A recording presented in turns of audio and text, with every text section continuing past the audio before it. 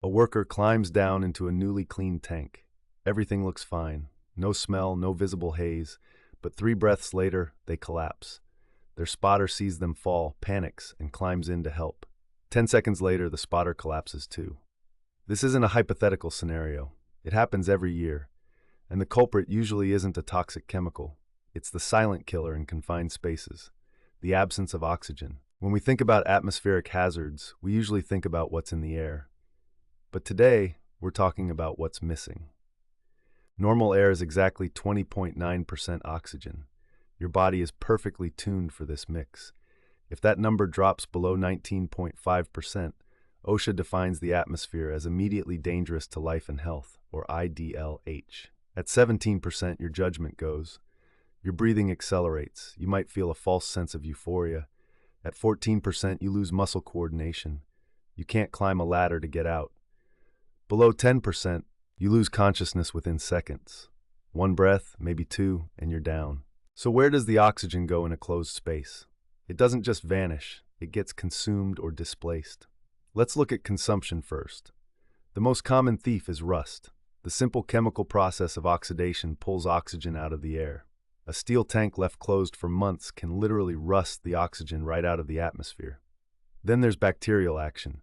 If a space holds organic matter, like a sewer, a digester, or even a damp pit with decaying leaves, bacteria consume oxygen as they break that matter down. And finally, combustion.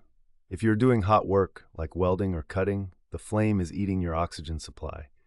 Even curing concrete or drying paint can consume oxygen in a sealed room. If oxygen isn't being consumed, it might be displaced. This means another gas has entered the space and physically pushed the oxygen out. Think of it like pouring water into a glass full of air. In industrial settings, this happens constantly. Purging a pipe with nitrogen or argon to prevent explosions will push out the oxygen. If a valve leaks, or if exhaust from a diesel generator near the entrance sinks into the hole, the breathable air is gone. The terrifying part about displacement gases like nitrogen or argon, they have no color, they have no smell. You will not know they are there until you collapse. This brings us to a critical mistake people make during testing, the stratification trap. Gases layer themselves based on their vapor density. Some are lighter than air and rise to the top. Some, like hydrogen sulfide or argon, are heavier than air and sink to the bottom. If you crack the hatch, lower your monitor 3 feet in, get a good reading, and say, "We're clear," you might be signing your own death warrant. The top 3 feet might have perfect oxygen levels, while the bottom of the tank is a dead zone. You must test the space continuously, dropping the probe slowly, pausing every 4 feet to let the sensors read the distinct layers. So how do we control this?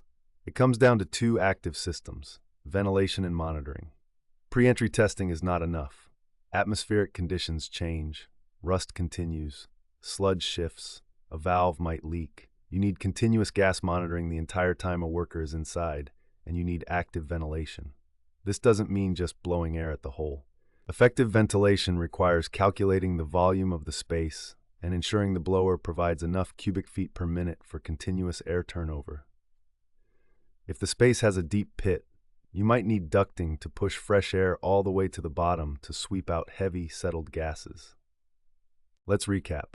Before you break the plane of any confined space, remember the 3 non-negotiables. 1. Test all layers of the space, slowly, and keep the monitor running continuously. 2. Calculate and establish active, continuous ventilation to the deepest part of the workspace.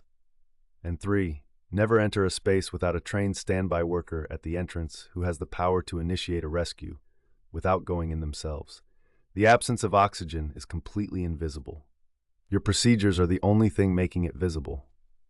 Want to bulletproof your confined space entry procedures and track your permits digitally? Safety Evolution's software makes it seamless. Start your 30-day free trial using the link in the description. Stay safe out there.